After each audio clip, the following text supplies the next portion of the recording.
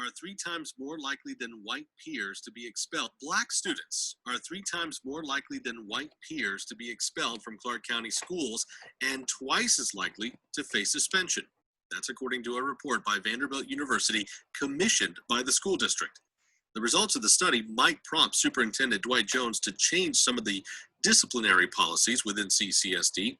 But why are Black students expelled and suspended at such higher rates? And what can CCSD do about this? Well, Daniel Lawson is a law and education scholar at UCLA with the Civil Rights Project. He joins us now. Daniel Lawson, welcome to the program. Thanks for having me on. Also, Andre Denson is an associate superintendent with the Clark County School District, and he joins us as well. Andre Denson, thank you so much for joining us. Thank you, Louis. I appreciate being here. You know, Andre, let me start with you. You presented the findings of the study by Vanderbilt University, where researchers discovered again that African American students are far more likely to be expelled. African Americans account for just 12% of the student body in Clark County, yet they account for 43% of high school expulsions. Did those numbers surprise you? They were shocking, but not surprising, if that makes sense. That's an epidemic that's happening nationwide, unfortunately, especially in our bigger urban school districts, Los Angeles, New York, Chicago. Those numbers are parallel to those cities. So it wasn't surprising from that standpoint. Shocking, but it was surprising and disappointing, to be honest with you. And what about other minorities? I mean, did you find differences in suspension and expulsion rates among Hispanic students? The Hispanic suspension rate is commensurate to their population. It's very high. It's too high, ranging around 20 to 30%, which their population is about 20 to 30% as well. Now, and that's the only minority population that had a high suspension or expulsion rate other than African American. Now, you said that it was disappointing, and I'm wondering why. What did we learn about Clark County schools, the district? The disappointing part is that, we don't want students out of school. Our job is to educate students in school each and every day. And so anytime we have a situation in which a student is not there, that's disappointing for whatever reason. And so we want to put everything in place to make sure students are in school if warranted. But even if it's an unruly student? Now, unruly, that's where it becomes very challenging because we know that our first priority is to make sure our campuses are safe and secure for all of our students. But that's priority number one. And now the delicate balance becomes, how do we ensure that our campuses are safe at the same time working with students who may be challenging? And so that's what our commission is, and that's what one of our goals is going to try to accomplish. All right. Daniel Lawson, last year you published a study for the Civil Rights Project about out-of-school suspension rates across the country. And in that study, you found out that Nevada is a high suspension state, and that Black students are much more likely to be suspended than white students. So do the numbers from the Vanderbilt study surprise you? I share the reaction that I'm shocked but not surprised, because we do see this as a phenomenon across the country. In Nevada, Clark County was the highest suspending district, especially, and had one of the largest racial gaps. In fact, above the national averages, but also I think that's the most important point to start with, is that this district is a very high suspending district for all students. And we know from research that even with disruptive students, there are a lot of alternatives to kicking students out of school. They're left unsupervised. In fact, that is going to increase the likelihood of gang involvement. It's going to increase the likelihood that these students eventually drop out. Even a recent study based on Florida, tracking Florida's ninth graders for over 5 years, found that even being suspended one time in that period doubles the likelihood that a student will drop out of school. So if we want to keep kids in school, we have to find other ways to address their issues of behavior so that they improve their behavior, stay in school, and are more successful. Teachers and administrators from CCSD, if we had any sitting here with us, would probably say that they expel the kids who need discipline. So Andre Denson, is that the situation here, where the majority of the kids who've been expelled and suspended disciplined on legitimate grounds? If the school suspended them, I'm going to say yes, it was probably legitimate and within the right of the principal to suspend the student. But I would tell you, as a former teacher, a former principal, and sat in that seat many a days, I agree with Daniel that we have to look at alternative ways of disciplining or consequencing students. Suspension works for certain situations. In other situations, we have to find ways to keep students in school, but at the same time, send the message that whatever behavior they had was inappropriate. And that's going to be the delicate balance that we need to try to accomplish with regards to supporting schools, but at the same time recognizing that students need to be in school.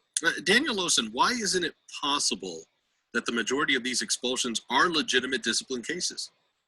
Well, I guess I don't know the details of the reasons for suspensions, but we know from looking at other districts and states that often kids are being suspended for things like repeatedly being truant. Well, there's no deterrent value there, or for dress code violations, or for all sorts of minor sorts of cumulative misbehaviors. And so those are some things that we can sort of eliminate right away. In many cases, because suspending a student out of school is basically not a sound response, educationally speaking, to minor misbehaviors. They should first start to look at those. Then for the more serious misbehaviors, it's still not going to help kids to be left unsupervised. So the alternative to addressing misbehavior should not ever be leaving kids unsupervised, less adult attention. So kids have to be held accountable. There are programs like restorative justice. Well, There's school-wide behavioral interventions and supports. There are a lot of things schools can do short of kicking kids out of school where they're left unsupervised on the street. But Daniel Lawson, how do you account for the racial disparity? So there are several things that may account for it, although the data that we have don't go into the reasons for the suspensions, but there are concerns about implicit bias. In other words, these are the kinds of things that won't show up in an obvious way of unfair treatment based on the same exact set of circumstances. What they do show up is that what it does suggest is that teachers may be more inclined to use suspension and out-of-school suspension when a Black student is misbehaving. Bias can affect our perception. So, for example, as a white male teacher, I might see two kids roughhousing in the hallway.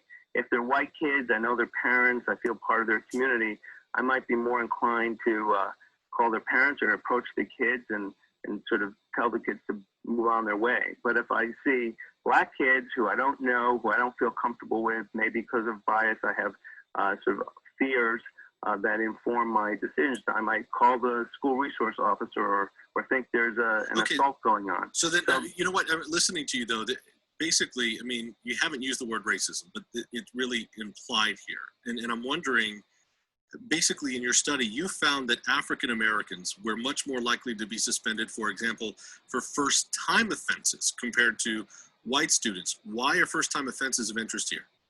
So that study was a study of North Carolina, where we did have more data and we could see students that didn't have a prior record of misbehavior. So that's one of the things that would make it more likely a student would be suspended out of school if they had been persistently misbehaving, So by that sort of equal or level the playing field in terms of the analysis. So if we're just comparing kids the first time they committed an offense, what happened to them?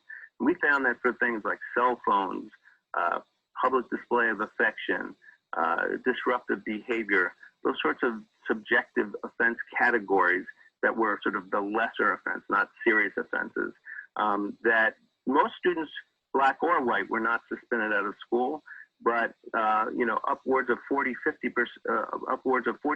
of the Black students for that first offense were suspended out of school, where only about 15% of the white students were suspended out of school. So that's when you when you level the playing field and compare similar circumstances in that state, we did find evidence to suggest that bias was a factor. So we don't have that data on the Nevada school district. Well, Daniel Lawson, what do you take away from that data then? Again, about Black students basically are being suspended faster, in first-time offenses than their white peers. So I think there's two problems. So one, you have If you have an ineffective educational practice or policy, which is to suspend high numbers of students for minor offenses, which appears to be the case in Clark County, you already have a problem for all kids. And then if it's happening more to one racial group than another, then it adds that the concern about a possible racial bias. But I think oftentimes listeners confuse in the intent to discriminate with the way bias can affect decisions that we make. And so most of the data that we see sort of reflects the possibility that this less conscious or unconscious bias may affect our perceptions and our quickness to judge and to, in this case, use out-of-school suspension rather than an alternative. Andre Denson, what question would you need to ask of teachers and administrators within CCSD to determine whether some students are expelled because of this racial bias, this racism? You know, that's a great question, and Daniel brought up some very good points. And part of our council, which we spent 6 months studying this phenomenon in Clark County and asked the question why, we came up with 10 recommendations that we moved forward to the superintendent. And out of those 10 recommendations, 4 of them dealt with biases and cultural competency.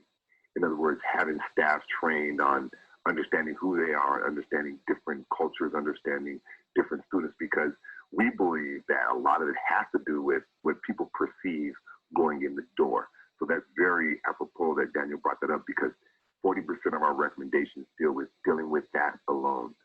And when we would tell a teacher or tell a staff is that they have to understand their students.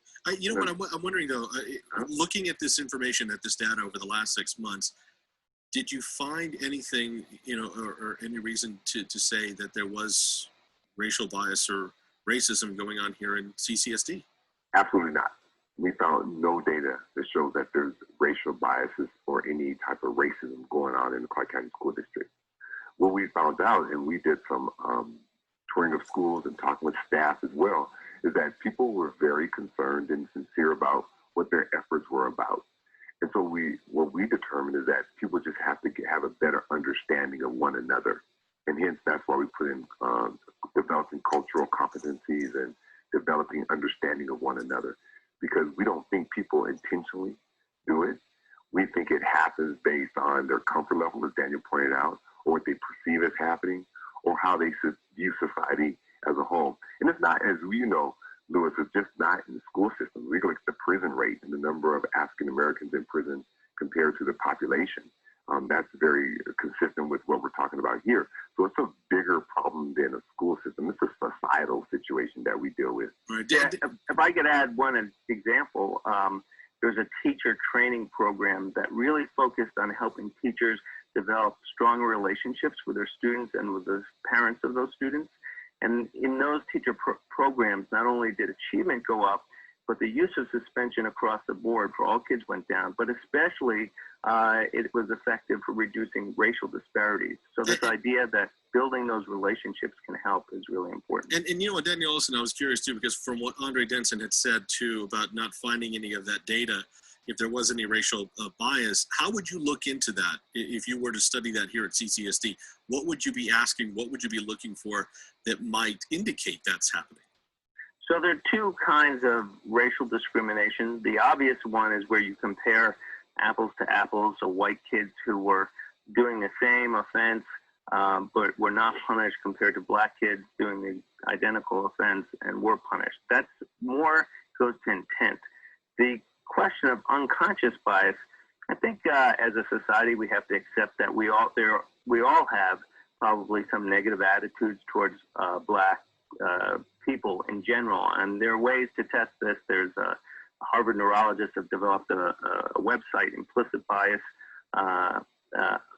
which anyone can go and test themselves. And rather than getting defensive about it, if we accept it as a likely fact that there's negative bias towards black folks, then we look at the data and we say to ourselves, first of all, is suspending this many students of any color justified? Is this helping educationally? If it's not educationally sound, we should be looking towards reducing suspensions generally. Well, and then if we know there's a difference by race, we should really try to improve our cultural competence. Well, Daniel Olson, what do you think CCSD should do to ferret out maybe this possible bias. Right. So I think they're on track in terms of bringing training around cultural competence. But I would add another thing, which is regularly looking at the racial data on suspensions and also other things. Look who's being identified as being gifted.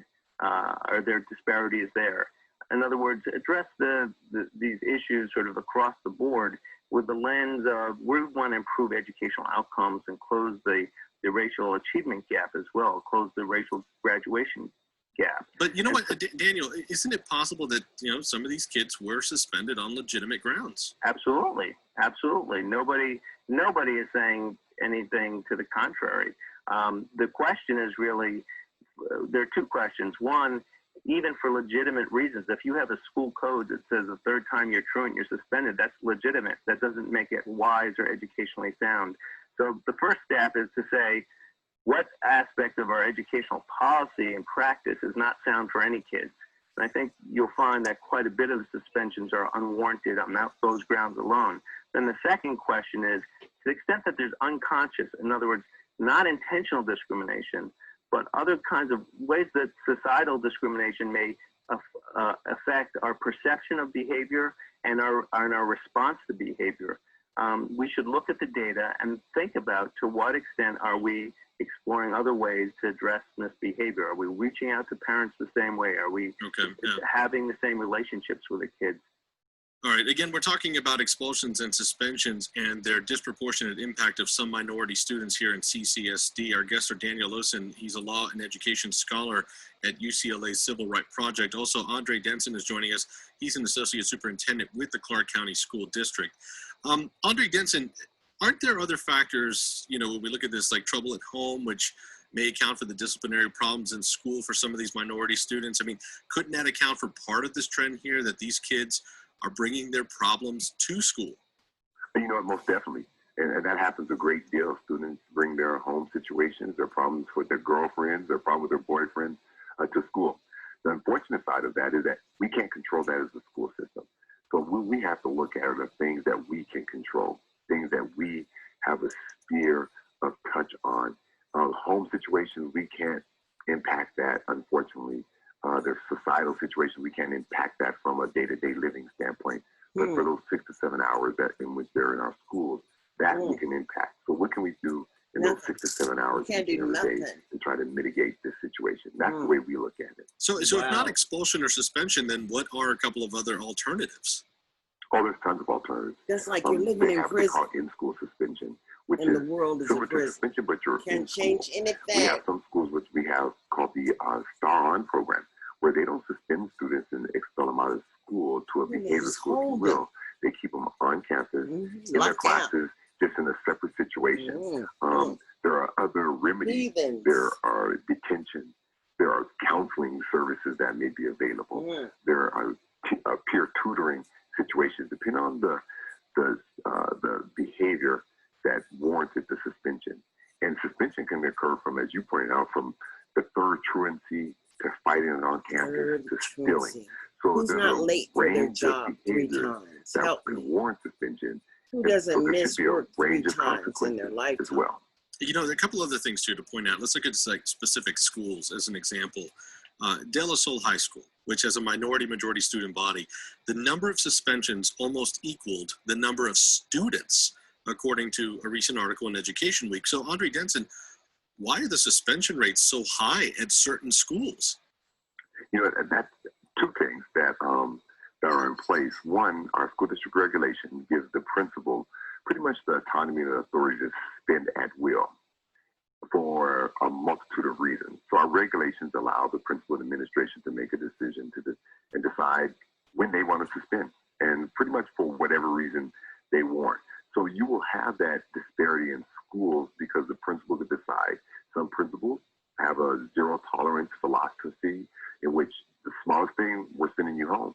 Some principals don't have that philosophy. Some principals say, you know what, we're going to work with you in this building each and every day, and we're not going to suspend you for the minor reasons. Because some students, believe it or not, want to stay home.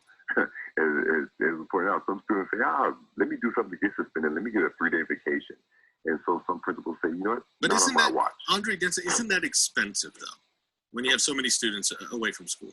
You know, I would, if I could jump in, you know, it's very expensive to suspend kids out of school because this loss of instruction time is highly correlated with winding up in the juvenile justice system, which is an incredibly expensive way to deal with this. A lot of groups like Fight Crime, Invest in Kids, which represents sheriffs and police officers around the country, are saying we need to push back on the high frequency of the use of suspension because it's contributing But you know what? to this very expensive phenomenon. Well, Daniel Olson, the other thing, though, what Andre Denson was talking about is some of the alternatives was like this one-on-one, you know, work with the students. And so now you're taking kids out of the classroom, they're unruly, but at the same time, you need all these extra resources just to spend time with these unruly kids. That gets pricey, too. Well, there are some studies that would show you that the investment in these alternatives really is very cost efficient. And the other thing to say, I taught for 10 years, and I can tell you that getting help with classroom management is really important. I was sending kids out of my classroom right and left for all kinds of minor reasons, and I got support and training. The principal didn't suspend these students, fortunately, and that kind of training really made a huge difference, such that by my 10th year of teaching, I never even considered sending a student to the principal's office. So there's a lot that teachers can do to de-escalate situations, work with kids who, you know, exhibit behavioral problems. We all know, all teachers and kids know too, that kids act differently in different teachers' classrooms. The most effective teachers have very few discipline problems. So basically, am I hearing you say that teachers really should reach for suspension or expulsion really at the end of the rope? I mean, last resort.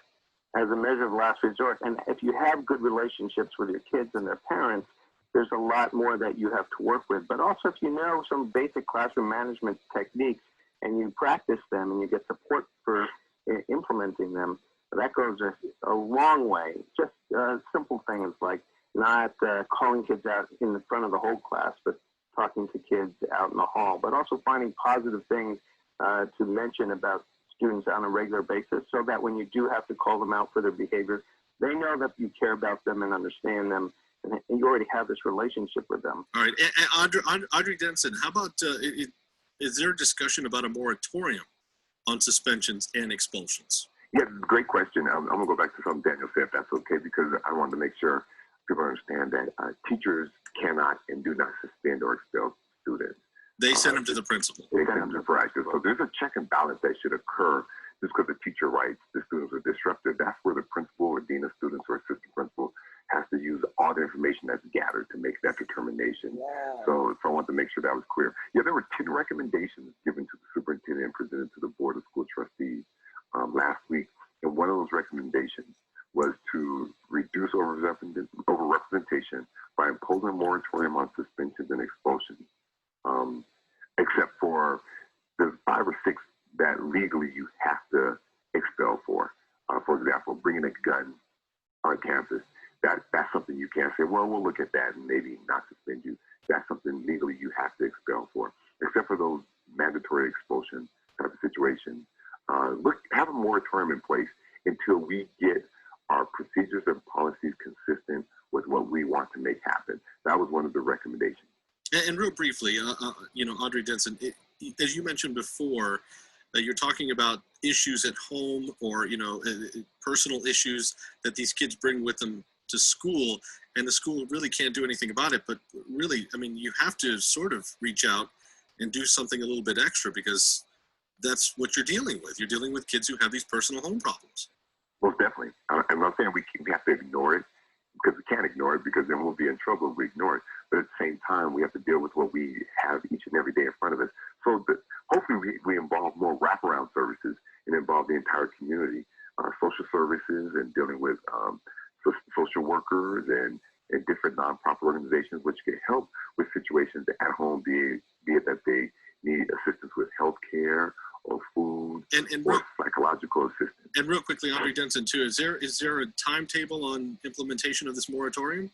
Right now, the standard is the 10 recommendations. These are only recommendations. And there's a caveat in there that says at the superintendent's discretion. I know the superintendent and our staff are going to work with principals and different staff to see how we can make this work. no timetable right now. Okay. Right now, we're in the studying phase. In All other right. words, how can we make this work on our campuses? Audrey Denson, again, is Associate Superintendent for Academic Services at the Clark County School District. We also heard from Daniel Lowson, Director of the Center for Civil Rights Remedies at the Civil Rights Project at UCLA. Gentlemen, thank you so much for your time. Thank you. Appreciate it. Our producers are Amy Kingsley and Lee Hernandez. Our web editors, Marie Andrusevich. Technical Director is Rich Copeland. Ian Milchrist is Senior Producer of the program. And the News Director of Nevada Public Radio is Adam Burke. Remember, you can continue the conversation from today's program at knprtalk.org. I'm Luis Hernandez. Thanks for joining us for another edition of KNPR State of Nevada. Wow. So I will say that, kind of like they've always known they've had a problem here in Nevada in regards to, our children who look like us. They've just not done anything. I mean, the suspension, the expulsion, it's kind of like it's accepted behavior. It's kind of slave mentality. I'm trying to tell you something. I mean, each individual is truly responsible for themselves, but if they're not at grade level, don't expect behavior to just jump in. And see, at the end, the teacher was trying to humanize the children. But the one person that was speaking up from Clark County was a Black man, and he wasn't humanizing nobody. Of course, that's just my perception, but of course, you need to listen for yourself. And, really, all children are children. But we have to understand that education starts at home. And education starts young. And, all the things that they expect for our children to do. We have a responsibility to open the door and ensure that happens for our kids. I mean, humanize our babies. They're human. They're not heathens. And, if what you're looking for is the behavioral infractions, and I mean, that's all they do. I mean, they're good at what they do. They collect that kind of data, but they're not good at education because they're not educating a whole lot of people. They have a problem with people in their cell phones. They have a problem with independence. They have a problem with, independent thought or gifted and talented people because they don't respond. Now, Clark County School District is a district.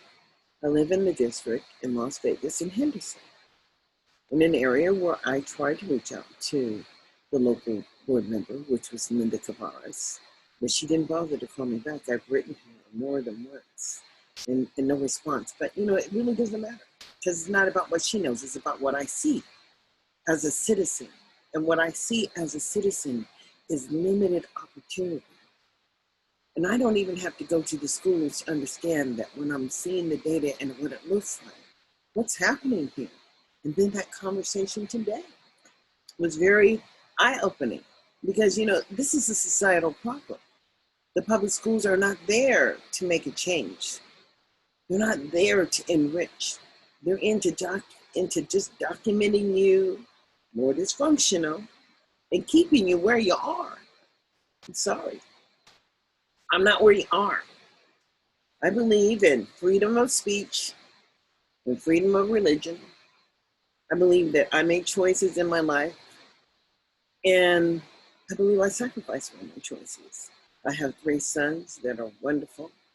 I wish that they could have much more, or that I could have given them much more, but I gave them everything I could, and I'll give them everything that I can in ensuring that access happens in the world. But how do we support our people? How do we support our young people? Number one, they have to know that they are who they are. And every challenge that they faced in life was so that they can be who they are. And they are totally prepared to handle today and tomorrow. Because the challenge is just to continue to live. The challenge is to continue to live and love yourself and know that you're worthy. Worthy is a real word, Are you ready? Are you really ready? I mean, there's so much work to be done in the world, but it has to do with good choices and sacrifices for the ones we love and ensuring that open doors remain open, kind of like. And the public school system is not a tool to document dysfunction, but a tool to enrich one's life. But, you know, I really believe it has to do what state you kind of landed in. We kind of landed in Texas for a while. And Texas was like, the Black people were there were so loving and so rich in community. But the white people there were so spiteful. And it was like one side of town was all about Black people and good times, but there were roaches and rats and all kind of things in the projects where we lived, and you know, all kind of things happened where we were. But the Black people were loving, and card parties and all that stuff was going on. But then when we moved on the base and got in base housing, well, the white people were so mean. And the school that we had to go to, well, the white people would try to beat you up. But thank God I had my cousin there, and she kind of like saved me all the time. She saved me in high school in California too, because it is just what it is, and will always be what it is. You have to know who you are, and you can't get pulled away from your journey by believing that, you know, life is not about return. Life is not about working your years and then coming and sitting in your box and making that box the coffin.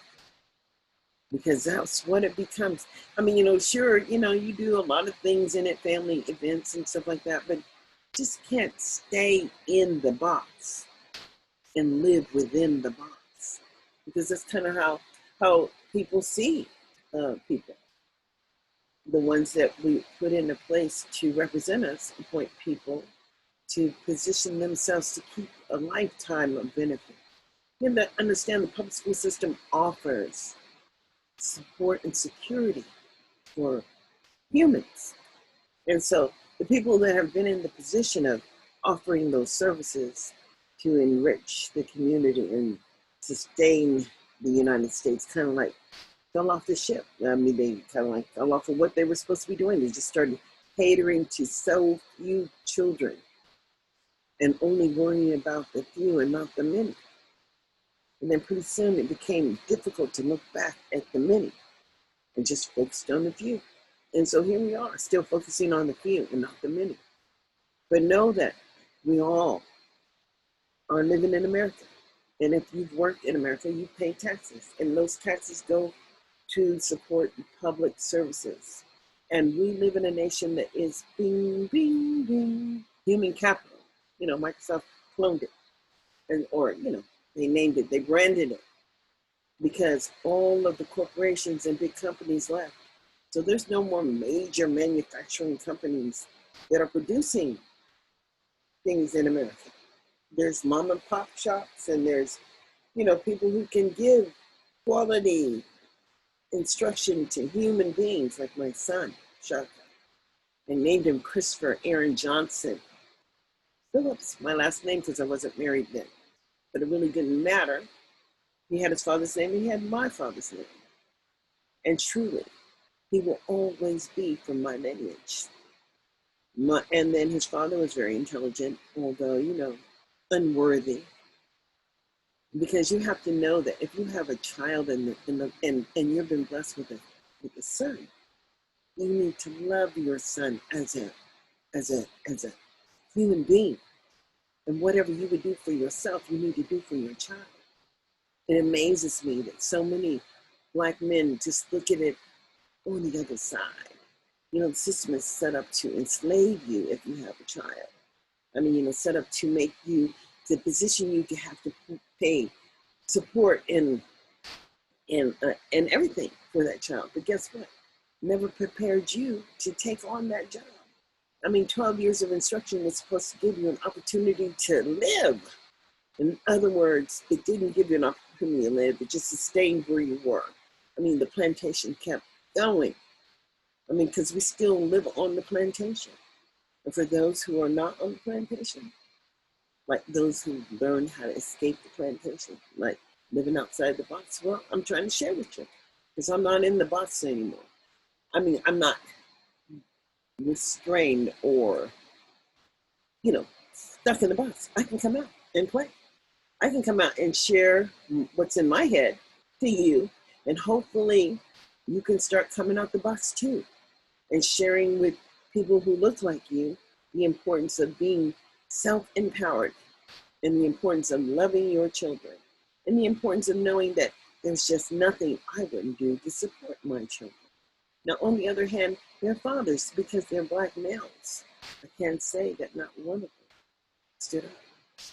And I had an opportunity to have 3 when I married. And that was the most trifling one. And guess what? God just didn't bless him. He's not here anymore. But he had an opportunity because he had children that he didn't really support.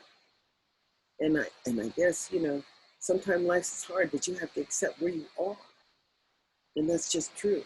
I mean, sure, God gave you, sexual organs to have children, to raise those children, to love those children, but not just get stuck where you are and that's all you think about. Who really cares? I mean, because life is really more about how you're going to manage and what you're going to do. And it's just real that most Black women who wind up single have to support and make it happen for their families, because men are allowed to be the more weaker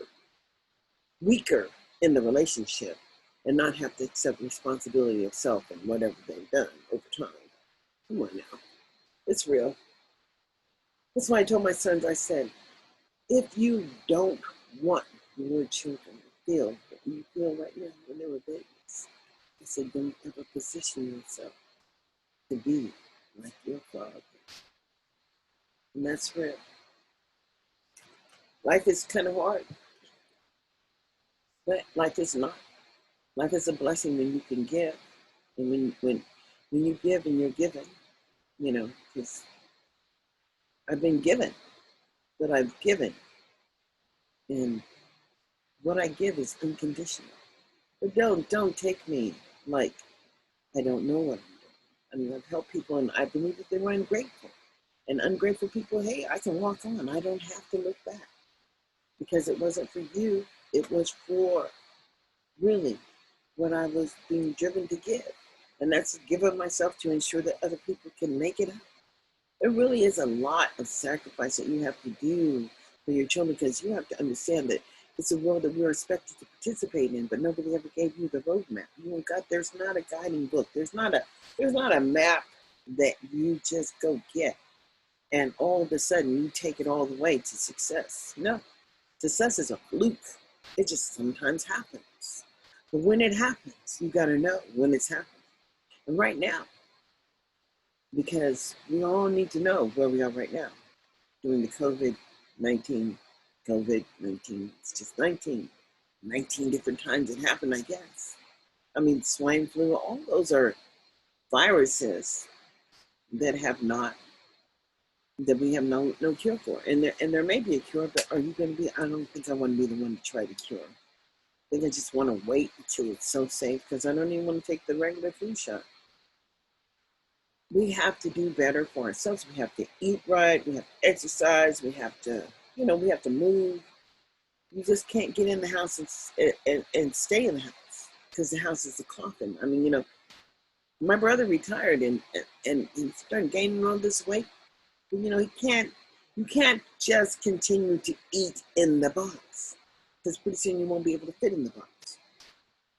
Life is not easy, but you always have to drive. And I remember when we were children, we'd go out and play all day. We'd play so hard, we'd be so tired, but we were just playing. And then pretty soon, doing extra things are a little bit harder. But you have to be able to understand that God gave you the ability to move. You need to move. I don't know what else is on my mind today, but I do know one thing. This is something that's not going to go away. And we will have to learn how to do this 2020 conversation across the room and invite people in to have a conversation. I set it up so, later on, every day at 2 o'clock, I invited certain people to come And if they come, then we'll have a conversation. But if they don't come, well, we'll just try it again the next day. I really don't even know what else to say. I can probably post the invitation on my Facebook page, and then maybe people can just show up. But that's always, a little bit speculative because you never know what you're going to get. I remember when I first got the computer, and I was so excited that we had a camera. And, you could. It was what was it? AOL. And then, all of a sudden, pictures would pop up on your screen because you had a camera and they had a camera. And hey, they could see you. They could send you something. And all of a sudden, people start sending their private parts like, you really want to see that shit, right? No, I don't think so. And no, I'm not looking. And if I have found my true love, understand, God only knows. It will work.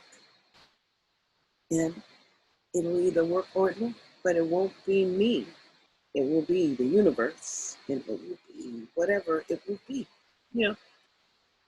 That que sera, sera. Whatever will be, will be. The future's not ours to see.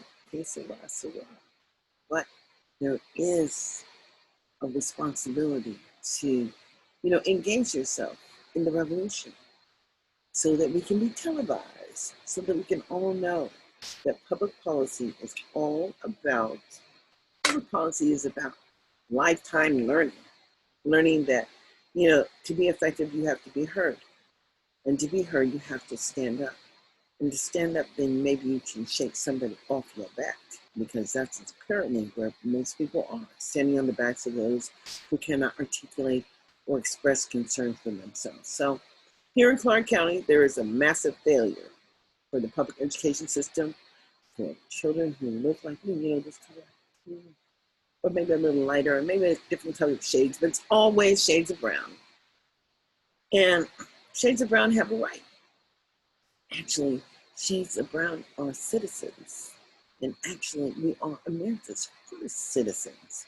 So I would encourage people who have never voted before to understand that they need to get with somebody so they can mark that box, to stand and live in the present and to save the babies. I don't know why we have such a big decision to make about what leadership looks like, who are the leaders. Because guess what? If you turn around and nobody's following you, it really doesn't matter. Because even if you're leading and you're leading people off the cliff, I think that it's different today. I believe that effective leaders or effective people can share a message, and it's not about people following people, it's about people waking people up so that they can do some of the work too, because it's more than one person. It really has to be, we have to have a movement that wakes people up, that understands that we are all paying for public services. And when the public services come back, people that we elect, well, they've given their responsibility to ensure that that public service happens to community partners, contractors, and contractors. And when it comes time to just measure the maintenance of effort, for whatever reason, maintenance of effort ain't happening. So people who look like you ain't getting nothing. Although there are people who look like you, like, Diana Ross, she has kind of like that color of skin, or, we just look and just, there are so many gifted people who look like me, who are making lots of money and who have a different lifestyle, who actually live a different quality of life because they only engage in their own circles. Well, while the people who look like you are just waiting to get in that circle, it may never happen. If you choose not to stand up and participate, you got to play the game. It's not really a game because it can affect you. It really is painful to see people who don't know how to survive, who don't have basic skills. That's what poverty is about, a lack of basic skills. So I'm gonna end my early conversation with y'all, and because I really wanted people to hear that audio communication from a radio station, local here in Clark County, and know that that's so old. So they've always known that there was an issue, but they said it wasn't racism. It had nothing to do with racism. Oh no, Brown versus the Board of Education never happened, and integration didn't happen. Quite frankly, local control is real. And what are we talking about? Leave no child behind. All the children who look like me kind of like got left behind. Now, it's different for people who are foreigners, Africans, or people who come to this country, or not country, come to the state, and their kids already have a basic foundation. Yeah, the system works for them, but baby, when you're expected to start early and you don't get to start early, and everything about your education is a willful appliance issue, then it's a new life for you and a new life for your parents, because you can't work and keep running to the school and picking up your child. Now, these people just move their babies from program to program, and then they've got all these programs to do with alternative behavior people. It's not really academic, it has to do with behavior. You gotta know what you have a right to. You gotta know what you've accepted, and somehow you have to wake up. So I'm here to wake you up. I'm here to share what I found just coming in the door late, and hopefully you will wake up too. So until we see again, I'll be around 2 o'clock. So if you're around, then join me. I'll say end the live stream for now and stop the recording.